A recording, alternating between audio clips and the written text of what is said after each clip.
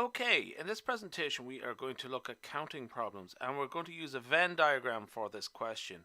So what we have is a college that teaches a range of courses which include maths, physics and IT. Now, we're sort of assuming that there are other ones beyond that, okay, just for the time being. So students may choose a range of courses from these three subject areas, okay, but they don't have to actually. So let's assume that there are other courses out there. That's always sort of implicit in these questions. So currently there are 600 students enrolled, and of this 600, 300 study maths courses, 120 study IT courses, and 380 study physics courses. Okay, so what we are additionally told is 40 students study all three subject areas. Yeah, so that they're in a mix of all three.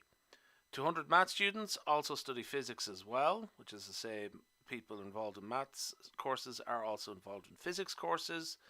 60% of the physics students also study IT, and 70 IT students also study maths. And finally, 20 students will study physics and IT but not maths. Okay, so what we're asked to do here is find out how many students study none of the courses at all. Let's just say it's not maths, it's not physics, it's not IT, it's something else.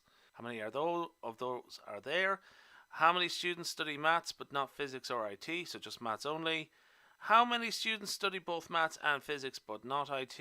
And how many students study courses from precisely two subject areas? Okay.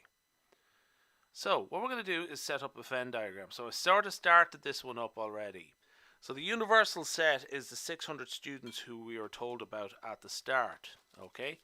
And what we're also told is, let me get a pen here, is that I'll just use red, that there are 300 math students, or 300 students in maths courses.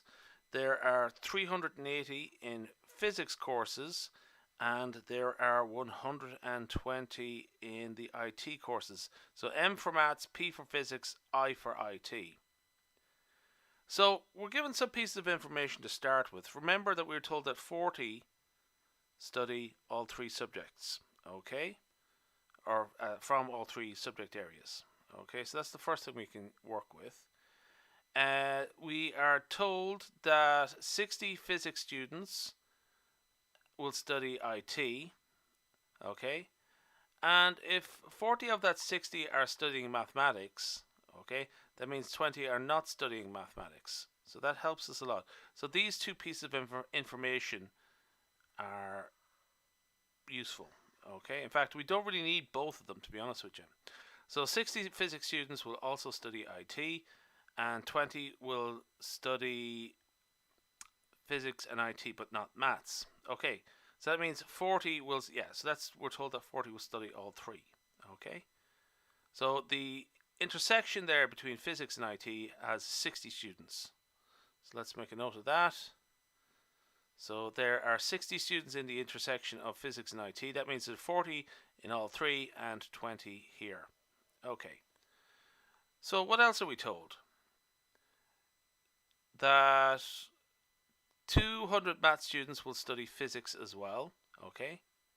So we know about the 40 that will study all three. That means there's 160 that just do maths and physics only. Great. So let's piece all this together. We have accounted for 160, 40 and 20 of the physics students.